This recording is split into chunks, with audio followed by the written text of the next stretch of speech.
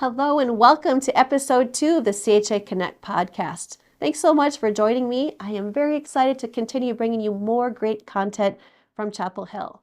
Today we have 2 very special guests with us. First of all, we'll hear from lead pastor from Antioch Community Church in Minneapolis, Michael Crawford. Following that, we'll hear from Caitlin Freitas, Chapel Hill Academy's Middle School Director of Teaching and Learning. But first, I have a few exciting updates for you. Number 1, it is enrollment time at Chapel Hill. We have 2 great admissions videos that have recently been published for us. And so they are on the link below. Click on those links, watch the videos, and feel free to share with your family, your friends, your neighbors. We want to get people excited about Christian education and what that can mean for each child. Also, I'd like to share that coming up on March 6th is our Chapel Hill Academy Evening of Impact. This is our #1 fundraiser for Chapel Hill, one of my favorite events. So I'd like to make sure that you know how to get those tickets. Click on that link, consider joining us, and let's get together and celebrate what God is doing at Chapel Hill. Now, as we get ready to welcome our first guest, grab your coffee and let's get started. Well, here we are with Pastor Michael Crawford. Thank you so much for being with us today. This isn't your first visit to Chapel Hill. You've been here several times speaking to our students.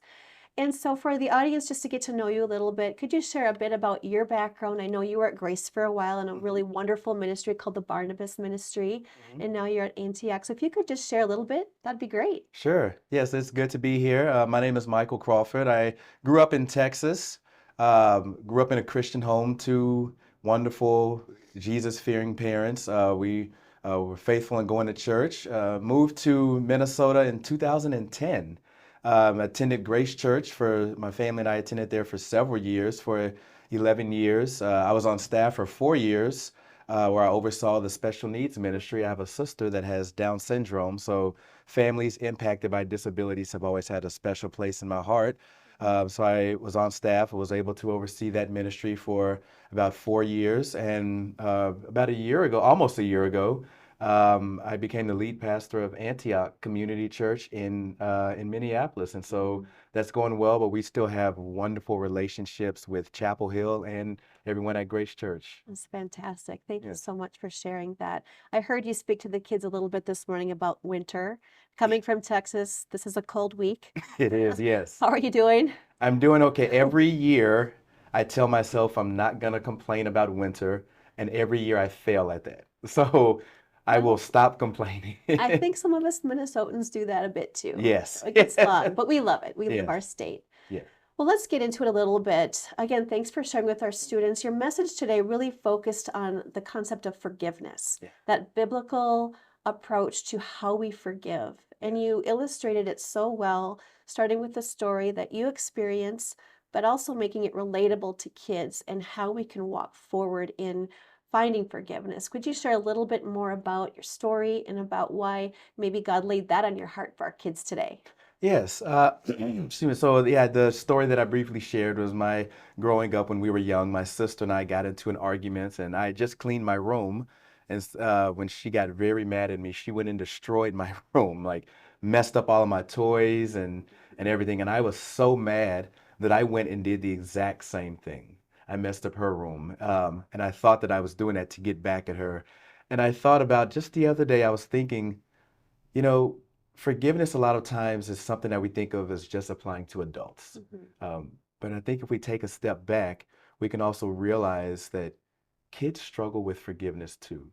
Because just like adults, kids have emotions and feelings, and they get mad and angry and upset. And as I was just praying about what to talk about today, God placed in my heart the issue of forgiveness, and just really encouraging young kids and young adults to really think about, maybe what is there something you're holding on in your life that you're mad about, like your friend said something or your brother or sister said something, and you really want to process that, and you really want to forgive that so you can be free in Jesus. That's beautiful. And a lot of times that emotion is a place where we get stuck. Yes. And if we don't have God leading us through that and offering that vision for restoration, that can be Yes. a tough place. Yeah. It's more than just saying sorry. I think a lot of times we expect kids to say you're sorry, but there's way more to that. What are your thoughts about how we get there? How do we get to that place? Correct. You know, I think one of the things that we have to understand, just like with adults, with kids, forgiveness can often be a process. Mm-hmm. Um, Sometimes it is a matter of just I'm saying, saying you're sorry, but a lot of times it won't happen overnight, and it takes, just a lot of prayer and talking through things and building up some trust again. With children, parents have to understand your kids may have to go through a process Mm-hmm. before they can forgive someone. We may want them to get over it now or like hurry up and get over it, but it may take, several days or several weeks or months, depending on how the child is wired and just depending on the situation, it may take some time. So just encouraging us to be patient in that, but also remembering that we cannot do forgiveness on our own. Like we can't, because of our flesh and our sinful nature, we cannot forgive someone, but it's Jesus working through us. And so we have to make sure that we're not closing our hearts off to forgiveness. It may take some time, but remembering, okay, Jesus, please give me the power and the spirit to forgive this person. That's great. Yeah. And I know that at Chapel Hill, we have our 5 steps to forgiveness, helping kids work through a conflict. But what are some things parents can do at home as they're working with their child to get over some big emotions about something that's happened? You mentioned patience, but Mhm. what about that concept of modeling? Think about that, as I think of parenting. Yes. Yeah, parents, kids are watching parents. And I think as parents, we have to understand that kids are watching us more than we realize. Hmm. They're like sponges and they're soaking everything in. Even if they don't say it, they're seeing our behavior. So one of the best things we can do as parents is model forgiveness.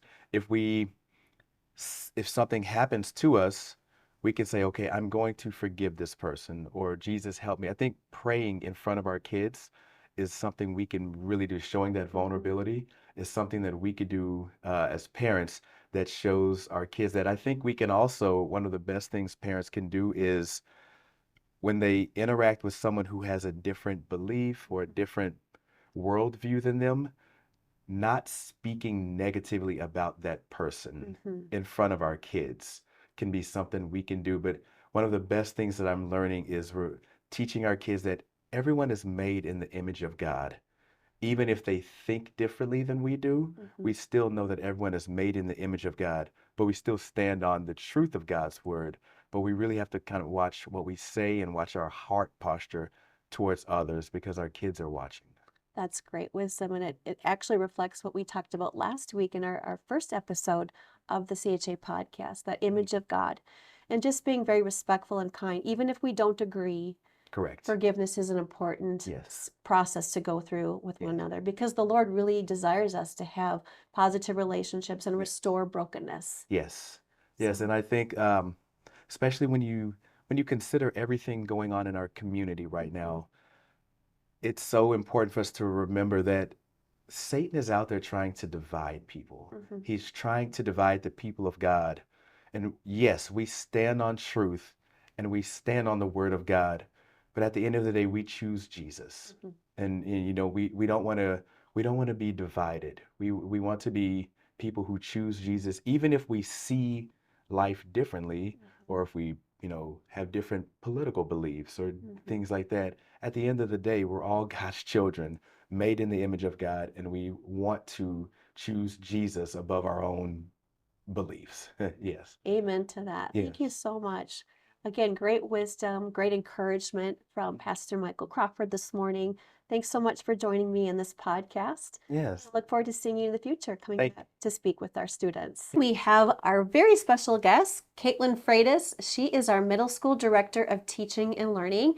And just a little bit about Caitlin. I had the privilege of seeing her right out of college and being her first hire back in 2014.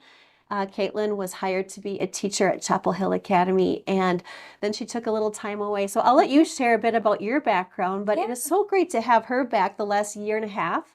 And just a little shout out, she recently finished her master's degree in Woohoo! school leadership. So congratulations again on Thank that. you. But share a little bit about your background, your time at Chapel Hill and your family. Yeah, A so little more.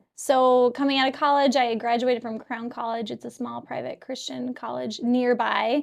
And first job here in middle school, teaching middle school English, and loved it. Was here for 5 years. And then when I got pregnant with our third child, decided to go home and just spend some dedicated time with them. And I'll never regret that. But then last year, the Lord called me back here and just opened the perfect door for a leadership role that I was already being affirmed in through some other avenues and through you as well. And so just really grateful to be back. We have 3 kids who now attend here, which is just a full circle, huge blessing. Our oldest is in 4th grade.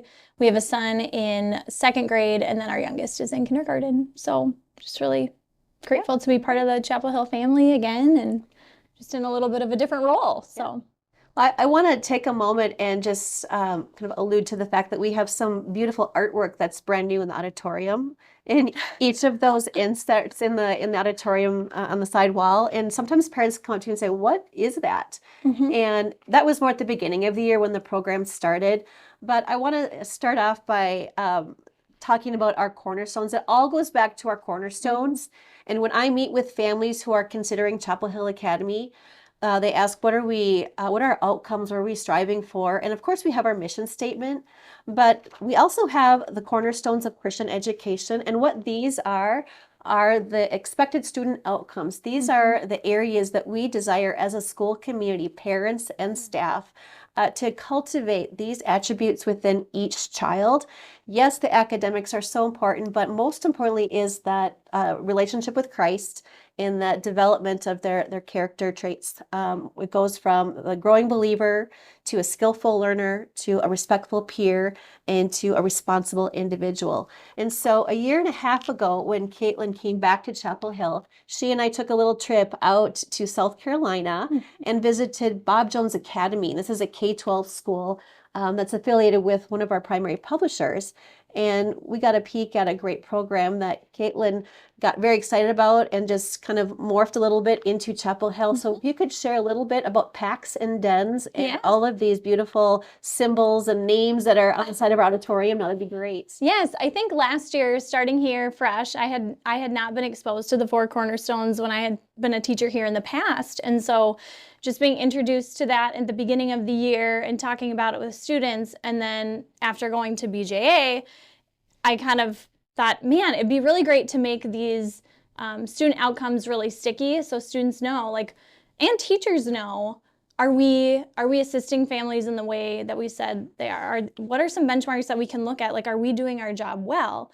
And also that students know what are the things that we're looking for and supporting them in. And so so just coming up with this whole house system was really, really fun. The idea was just to reinforce those cornerstones in a fun way to kind of celebrate the times where students are demonstrating that they're growing believers, that they're being skillful learners, responsible individuals, respectful peers, and then going back to the glory of God. And so last year, I wanted to make sort of a middle school mission statement based off of this that students would memorize and be able to just kind of have it off the cuff. And so we've continued that, but just reinforced it more.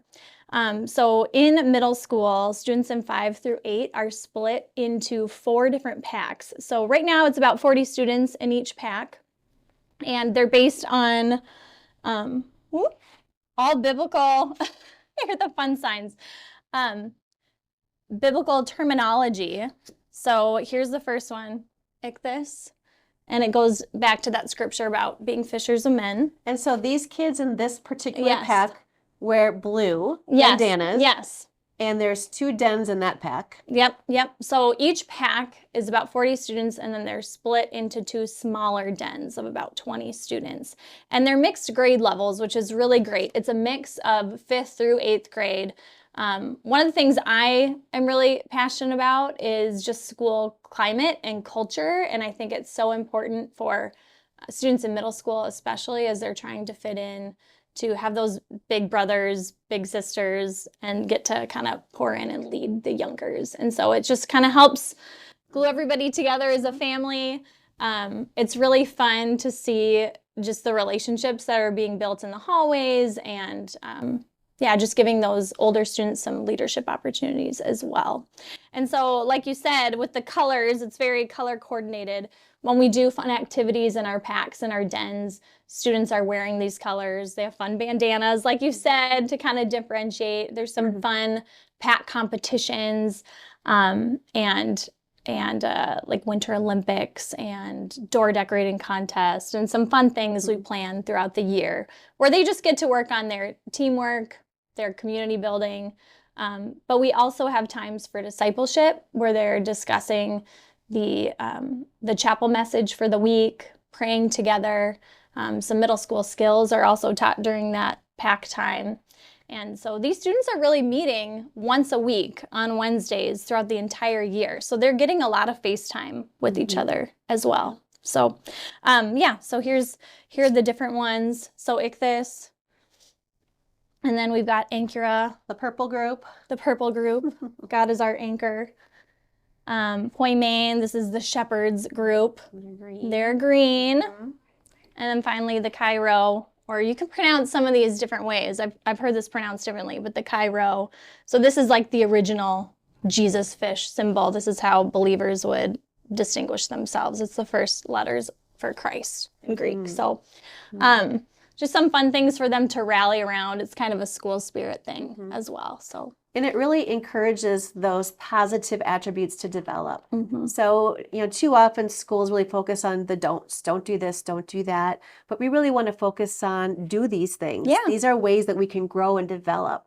And so when we watch a student grow and we really see them walking forward in some of this development, we can recognize it and they get pack points. Yeah. Yep. And so share a little bit about pack points. Yeah, so trying to think of a good way to track this, we actually utilize an app. So teachers are able to give students, award them points throughout the day using an app, just simply by, you're being a skillful, hey, way to be a skillful learner.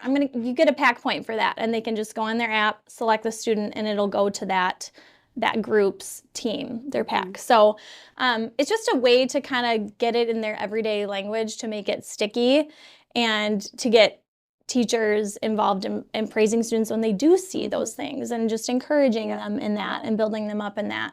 We also have these little pack shout out, pack praise cards. So students are able to nominate each other as well and get featured on the Monday morning announcements.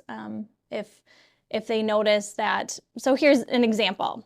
Maybe there's a student who is sitting alone at lunch and a group of kids come over and say, hey, why don't you sit with us? And a teacher or a student could recognize them for that and like, hey, like that's awesome. We want to foster and cultivate that kind of character in our students. So the points, it's really not about the points, but it's a fun way to just recognize feedback. Yes, it's good feedback for them too, and to recognize it in each other as well. And so something special is happening today with pack points. Yes, yeah. What is that? We have a quarter too. So at the end of each quarter, the pack who earns the most points gets a little celebration. And quarter one, that group was able to walk to Chick-fil-A for lunch, which is very exciting to them. Just walk a couple blocks away and have lunch together. Today they're having a hot chocolate pizza party in the multi-purpose room together. And so that'll be really fun. And I just see this program growing. This is our first year, so trying new things and what worked well.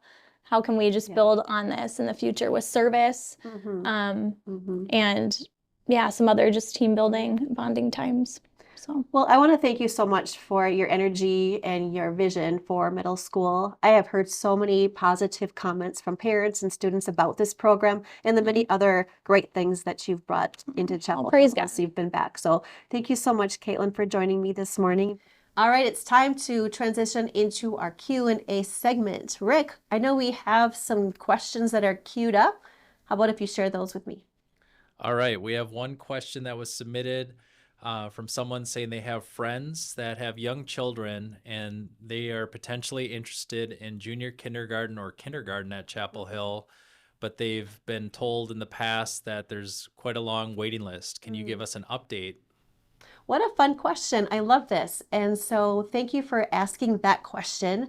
We do have room. We are currently taking applications for both grade levels and many other grade levels. So you could do a couple things. First, you could encourage that person to reach out to Stacy, perhaps set up a tour, meet with her and hear more about Chapel Hill. Also, you could send the links of these videos that I mentioned earlier. You could send those videos to your friends so they could take a peek at Chapel Hill from that perspective. Also, I would welcome any phone call myself just to talk with families about Chapel Hill and just encourage that process to start and continue on as they consider Christian education for their child. What a great question. All right, we have another question. This one is from someone asking, what is in your coffee mug? What is in my coffee mug? Well, it is quite an unusual concoction, but I've actually encouraged Darlene to set it up over at our coffee bar so everybody else can have the same concoction that I have. So recently I let go of creamers. I know that they're not the greatest with regard to the ingredients. I'm trying to be healthier. And so I have gone to coffee with real cream, it's the whole full cream, also a bit of honey, so it's got to be organic honey, and then some organic cinnamon, and stir that up. And I'm telling you, it is awesome. And so I'd encourage you to try that. We have it here at Chapel Hill. You can try it in a little cup as you walk by. But yeah, it's a healthy drink that I just am starting to really love. Maybe we can put a little recipe sign out by the coffee bar for people to know. Yes, there is definitely a need for that with the different amounts. But really, you can flavor it to your liking. So. Well, that's all we have for this week for questions. All right. Well, thank you so much, everyone, for joining me in episode 2 of our CHA Connect podcast. Again, I'd like to thank our special guests today, Pastor Michael Crawford and Caitlin Freitas. And again, if you'd like to submit a question yourself, big questions, small questions, fun questions, you can do that on another link. We have so many links below, so I encourage you to check out all of our links and submit a question or a topic idea, and I'd be happy to talk through that topic with a guest or even just information that I have to share with you. So again, thanks so much, and we'll see you next time.